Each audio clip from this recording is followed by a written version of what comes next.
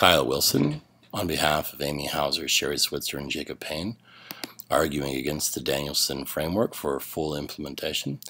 Please sit back, relax, and enjoy. And in a short time, I think you'll be on our side of this very one-sided debate.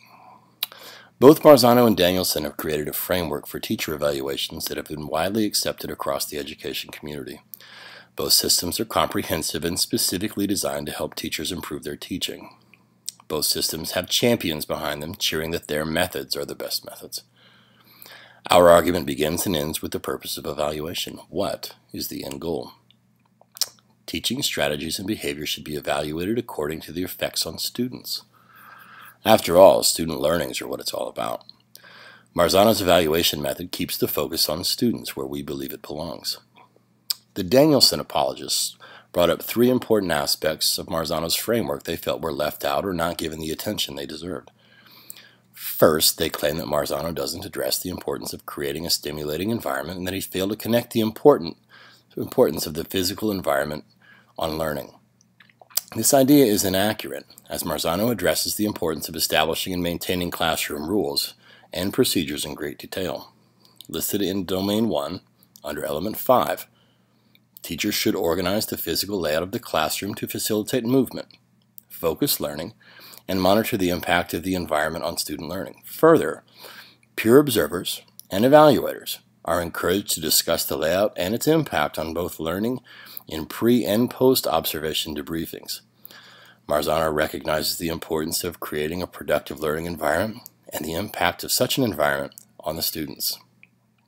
Our misguided colleagues also claim that Marzano leaves out flexibility and responsiveness as an important aspect of teaching and notes that teachers are not changing habits during the lesson delivery stage. However, in Domain 3, under Element 5, it's clear that the teachers are applying a plan that should chart his or her progress to make lesson modifications and adaptations as needed. If a change is needed as the lesson is taking place, the innovative teacher should make changes as he or she sees fit. This practice ties back to the aforementioned reflection in meetings, unlike the Danielson model, which asks the teacher to self-evaluate almost exclusively.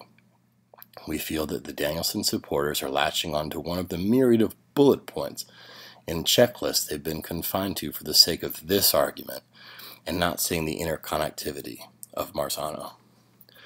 Our opposition colleagues impotently attacked Marzano by stating his framework does not focus on professional responsibilities and career development. This statement is also inaccurate. Marzano addresses the importance of a teacher's involvement in the school, community, and professional communities. As outlined in Domain 4, in Element 6, a teacher should be recognized as a leader, aware of the district's initiatives, and participate in developmental opportunities outside of the classroom. While we acknowledge the other frameworks similar focus on professional development and leadership initiatives, we cannot nor should not endorse the idea presented in their previous posting that, quote, the teacher must be actively involved in the professional community, continuing that the professional community includes professional organizations. Mandating membership in professional organizations as a means to establish teacher credibility and effectiveness is reckless at best. This is especially so if the memberships and participation seep into final evaluations and impact merit pay and employment. We believe that Marzano provides a simple plan for writing goals that are specific to each class and can be adapted to embrace the differences that are present in a learning environment. If a teacher, academic coach, or administrator were to focus their evaluation rubrics around Marzano's 10 design questions, collaboration to identify the most effective means of evaluating educators would occur. Each question provides a baseline that could be formulated into objectives that teachers are supposed to meet or need improvement on. Furthermore, Marzano's 10 questions are a combination of both effective classroom management techniques as well as instructional techniques that could be implemented in a manner to improve or monitor a teacher's performance, all of which could be used for professional development. Although portions of Danielson's frameworks are utilized by a large number of corporations, she herself has made comments about the ineffective ways that her framework has been used. She recognizes that various and frequent shortcomings of her system, when not implemented with fidelity, exist. Arguments could possibly be made that Marzano's framework implementation has flaws as well. Any evaluation plan for teaching and instruction must be clear, concise, and easy to execute. It is these reasons that the school systems that are struggling with the Danielson model, especially when they transition out of the Common Core, which the latest Danielson model was modified to align with. We must ask ourselves, what is the end goal of each?